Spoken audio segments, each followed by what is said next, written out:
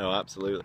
And yes, Simon's right. There's been some real challenges. Like I probably mentioned lots of times, my feet are battered. I've got about 6 or 7 blisters, and then all over them and stuff like that. My rucksack broke yesterday, so Ryan gave me a spare sports bag. He went. The strap went on that because obviously it's not designed to be carted around 24/7.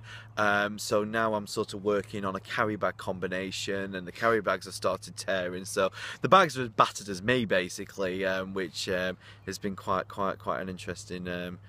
Challenge. So just really sore, really drained. It's hard to, because obviously we've been going through this challenge, but then we've been trying to minister to people and to stay positive, and we were trying to bring light and hope, and a bit of what we believe onto the streets with us, and to maintain that.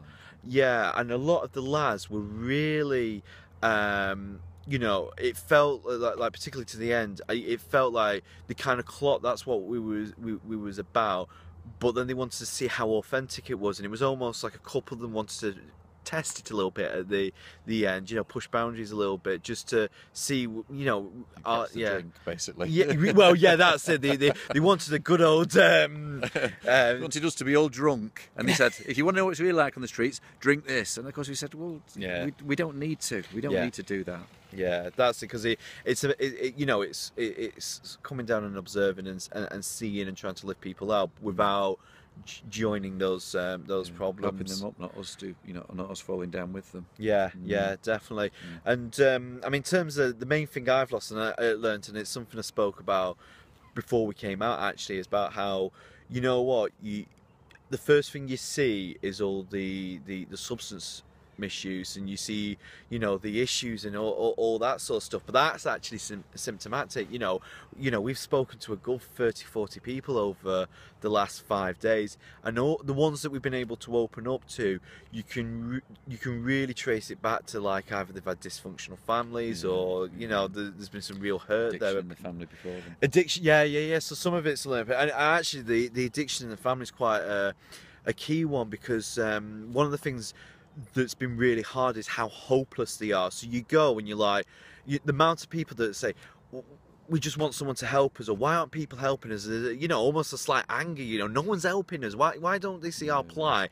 And then we're going, okay, well, come to Battelle, come to this, and but then they can't grab over the vision. They haven't got a vision for their life. It was funny, we went to Audacious Church on Sunday, and they spoke about that. Without a vision, the people perish. And these are guys and girls that really don't have a vision, a passion, a hope for their lives. That's one of the key things I think we need to show people. But also, it feels like it's a generational hopelessness. So it's something that they have for themselves, but they've learnt it from generation over generation. A lot of people were talking about would also share the stories about stuff the parents were involved in, or even my grandma was a prostitute, or my grandma, it was generational and stuff. And I think that what really surprised me coming to do something like this is actually really fueled and charged me more for the sort of kids ministry I do, and the family work that our church does, because